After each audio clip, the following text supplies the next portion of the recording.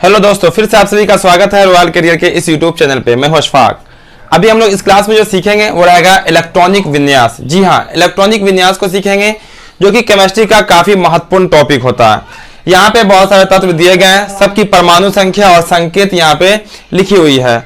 हम सबका बारी बारी से यहाँ पे इलेक्ट्रॉनिक विन्यास बना के बताएंगे। पूरा फॉर्मेट आपको हम इलेक्ट्रॉनिक विन्यास का यहाँ पे समझा देंगे, तो पूरा आखिर तक समझिएगा, हर एक पॉइंट को समझिएगा, ताकि जो भी इलेक्ट्रॉनिक विन्यास होंगे, कोई भी तत्व होगा, कोई भी परमाणु संख्या होगी, उसका इलेक्ट्रॉनिक विन्यास हम आसानी से बना सके। तो सबसे पहले ये समझ लीजिए कि इलेक्ट्रॉनिक विन्यास होता क्या है। तो किसी भी तत्व, जैसे कोई भी तत्व, ये आपका तत्व है, कोई भी तत्व में जो परमाणु संख्या होती है, उसके इलेक्ट्रॉनों के हिसाब से जो हम लोग सजाएंगे, उसी को कहते हैं हम लोग इलेक्ट्रॉनिक विन्यास, यानी कि इलेक्ट्रॉनिक कॉन्फ़िगरेशन। ठीक है, यहाँ पे देखिएगा तो आपको दिख रहा होगा हाइड्रोजन, यहाँ पे 1 लिखा हुआ, 2 लिखा हुआ। तो ये नंबर सिस्टम से हम परमाणु संख्या लिख दिए हैं। ठीक है, जैसे हाइड्रोजन की परमाणु संख्या 1 होती है, कार्बन की परमाणु संख्या 6 होती है, फास्फोरस की परमाणु संख्या 15 होती है, जो कि नंबर सिस्टम से यहाँ पे दिख जाएगा। ये आपको याद होना चाहिए कि किसकी परमाणु संख्या कितनी होती है। तो चलिए बिना समय गवाए हुए हम आज की क्लास को शुरू कर लेते हैं। उससे पहले यदि कोई चैनल पे नए हो, चैनल को सब्सक्राइब जरूर कर लीजिएगा, ताकि इस तरह का जो भी क्लास है, हर एक क्लास का नोटिफिकेशन जो है आपको मिलता रहेगा। आपको समझना सबसे पहले ये होगा कि ये जो इलेक्ट्रॉनिक विन्यास जो बनाएंगे, इसमें मुख्य रूप से 4 कक्षाएं होती है। कितनी होती है? 4 कक्षाएं। देखिएगा, समझिएगा, यहाँ पे पहले कक्षा को हम लोग के कहते हैं। ठीक है, अब पहला कक्षा में जो होता है, पहला कक्षा का मतलब हम लोग के कहते हैं, और इसमें जो अधिकतम इलेक्ट्रॉन होते हैं वो 2 होते हैं। ठीक है, दूसरी कक्षा को हम लोग एल कहते हैं, इसमें जो अधिकतर इलेक्ट्रॉन होते हैं वो होते हैं आपके 8। ये कैसे आता है? तो वो होता है 2n² के फॉर्मेट से। किससे आता है? 2n² का फॉर्मेट होता है, और n कहने का अर्थ हो जाएगा नंबर सिस्टम। ठीक है, नेचुरल नंबर। तो जहां पे पहला कक्षा n का वैल्यू 1, दूसरा कक्षा n का वैल्यू 2, तीसरा कक्षा n का वैल्यू 3, तीसरा कक्षा को कहते हैं हम लोग m। ठीक है, और m में जो है तीसरे कक्षा में जो अधिकतम इलेक्ट्रॉन होते हैं, 3 का स्क्वायर 9, 9 दूना कितना हो जाएगा आपका? 18 हो जाएगा। और चौथे कक्षा को कहते हैं n, जिसमें इलेक्ट्रॉन की अधिकतम संख्या होती है 32। ठीक है, पहले कक्षा में 2 इलेक्ट्रॉन अधिकतम हो सकते हैं, दूसरे कक्षा में 8 इलेक्ट्रॉन हो सकते हैं अधिकतम, तीसरे में 18 हो सकते हैं, चौथे में 32 हो सकते हैं। ठीक है, जैसे चौथे कक्षा में 33 इलेक्ट्रॉन नहीं हो सकता, 35 नहीं हो सकता।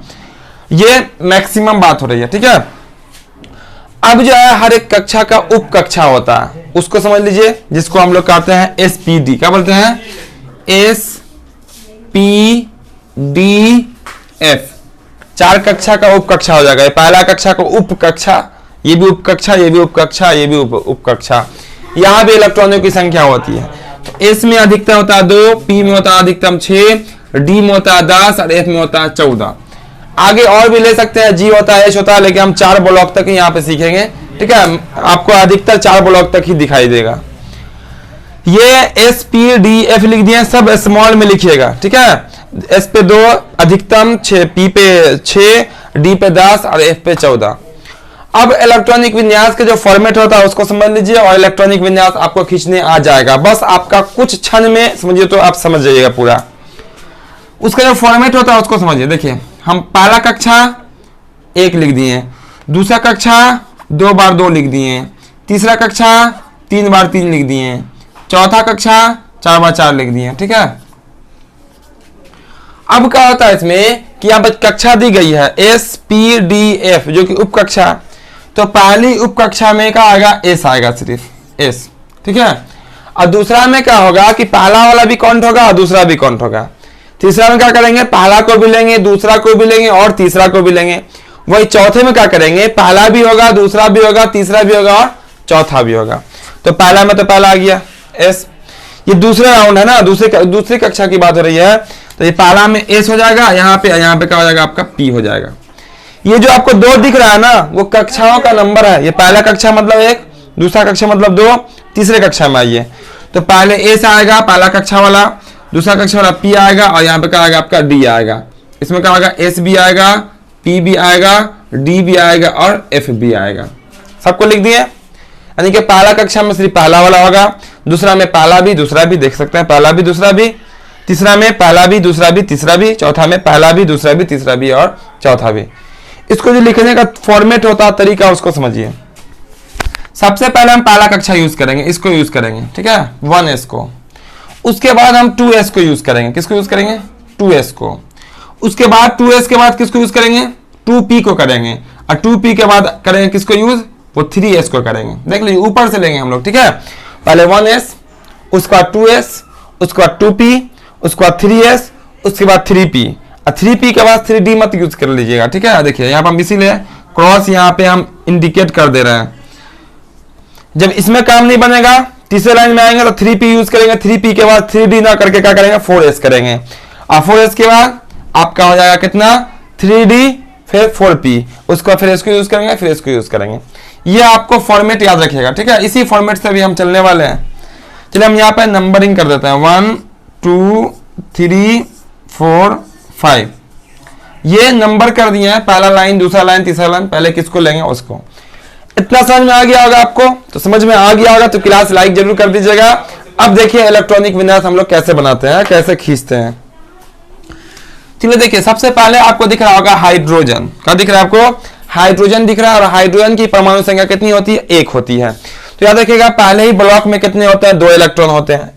पहला ब्लॉक में कितना इलेक्ट्रॉन? 2 इलेक्ट्रॉन। अब वो उसकी उप कक्षाएं कितनी है? 2 है। अब देखिए 1s, s पे अधिकतम इलेक्ट्रॉन कितना होगा? 2। p पे अधिकतम इलेक्ट्रॉन 6, d पे 10। ये हम आपको पहले ही बता चुके हैं। अब देखिए हाइड्रोजन का क्या करेंगे? हम लिखेंगे 1s, स्मॉल में लिखिएगा, ठीक है। 1s लिखने के बाद यहाँ पे 2 मत लिख दीजिएगा, क्योंकि इस पे 2 होता है अधिकतम, मैक्सिमम। हम यहाँ पे परमाणु संख्या कितनी होती है? 1 होती है, तो 1 ही लिखेंगे। देखिए तो 1s1, ये जो है ना, यही परमाणु संख्या हो गया। 1 तो दिखा रहा है कि पहले की कक्षा में आपका कंप्लीट हो जाएगा। कंप्लीट है ये हाइड्रोजन की परमाणु संख्या। दूसरा देखिएगा तो आपका हीलियम। क्या आपका? हीलियम। तो हीलियम का क्या होगा? 2 इलेक्ट्रॉन होते हैं हीलियम में। तो 1s क्या हो जाएगा? यहाँ पे 2 हो जाएगा। इस पे मैक्सिमम कितना होता? 2 होता। तो 2 यहाँ पे कर दिए, पहले ही कक्षा में कंप्लीट हो गया। आगे हम लोग नहीं बढ़ेंगे, दूसरे कक्षा की ओर नहीं जाएंगे, ठीक है। तीसरा देखिए क्या आपका? लिथियम। लिथियम की परमाणु संख्या कितनी है? 3 है। तो 1s2, पहला कक्षा हो गया ये। 1s2, 2 ही पूरा। अभी हमको लाना कितना? 3 है। तो इस वाला 1s से काम खत्म हो गया। अब आइए दूसरे में, तो क्या आपका? 2s। तो 2s, यहाँ पर 2 मत लिखिएगा, कितना लिखिएगा? 1।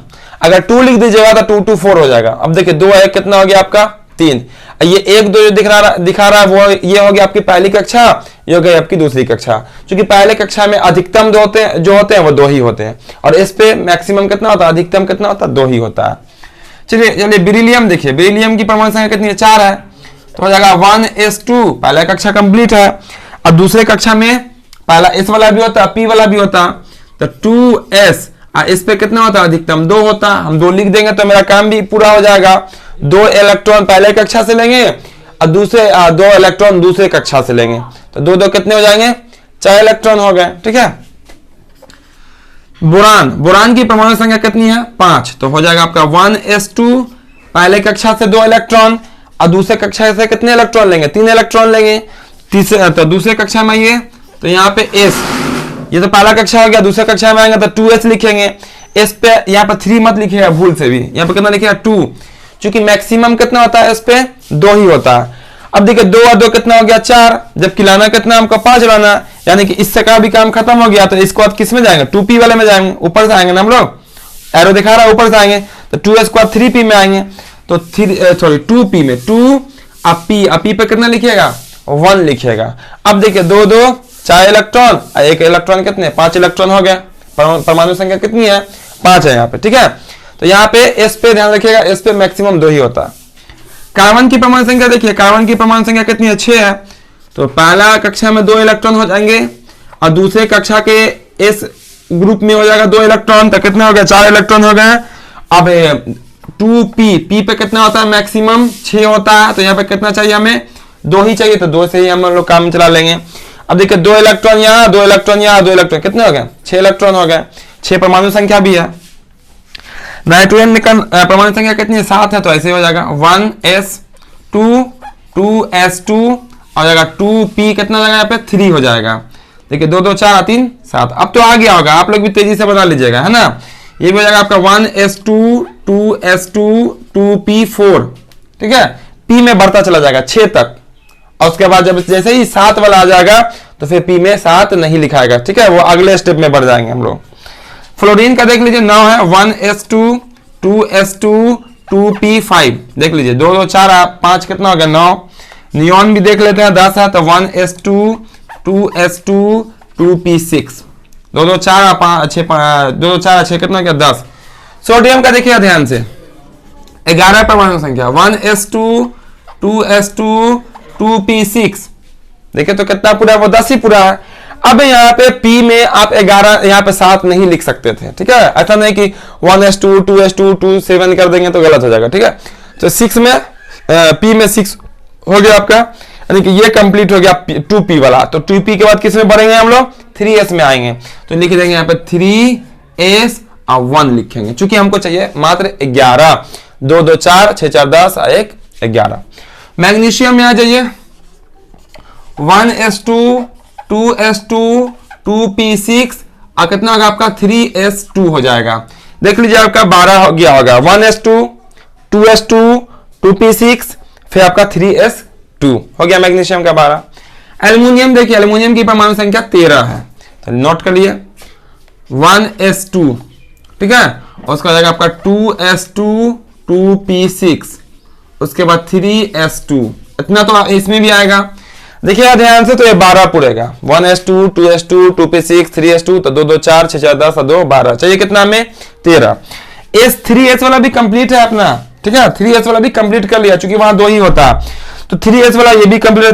तीसरा भी तो चौथे में आएगा, चौथा में कौन है आपका 3p है, क्या आपका 3p, लिख दीजिए 3p पे कितना लिखिएगा 1 लिखेगा, क्योंकि हमको 13 चाहिए, 12 पहले से कंप्लीट है। आइए इसमें सिलिकॉन में तो हो जाएगा 1s2, पहला कक्षा कंप्लीट है, दूसरे में 8 होते हैं, यानी कि ये दोनों होता दूसरा का, तो 2s2 और 2p6, दूसरा कक्षा भी कंप्लीट हो गया। आपका 14 नहीं पूरा, आपका पूरा है कितना 8, पहला कक्षा का 2 इलेक्ट्रॉन और दूसरे कक्षा में 2 और 6 8 इलेक्ट्रॉन, देख सकते हैं यहाँ पे दूसरा कक्षा है। तीसरा में पहुंचेगा, तीसरा में मैक्सिमम कितना होता है 18 होता है, तो 3s2 हो जाएगा और 3p2 हो जाएगा, ठीक है। अब पूरा जाएगा आपका 14, 10 और 4 14। पी पे यहाँ पे भी 6 होता है मैक्सिमम, हमें 2 ही चाहिए, 2 ही लिख लेंगे। 15 भी बनाएंगे, ऐसे ही कमेंट करके आप बताइएगा हमें इसका 15 का आंसर, बस ऐसा ही आएगा। आखिर में आपका पी पे कुछ चेंज होने वाला है, ठीक है। इसी कहते हैं हम लोग इलेक्ट्रॉनिक विन्यास, कॉन्फ़िगरेशन, है ना, इलेक्ट्रॉनिक कॉन्फ़िगरेशन, जो कि बोरबरी का नियम है। ये जो नियम देने वाले थे उनका नाम था बोरबरी, ठीक है।